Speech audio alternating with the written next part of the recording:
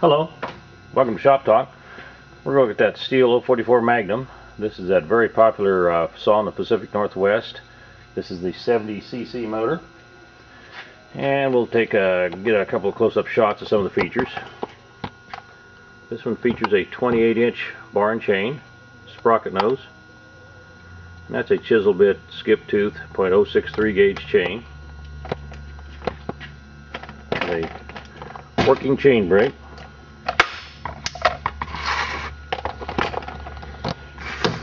And it's got the master control switch right here.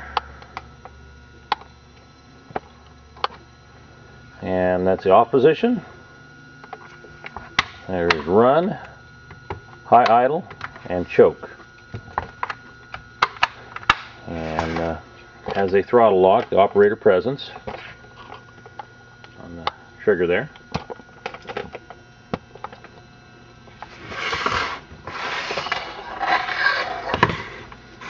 Has the large falling spikes, real common, and features that wrap handlebar. Got the large muffler, and it's got a few dents and dings, but just a good working chainsaw. We'll go out and make a cut with it.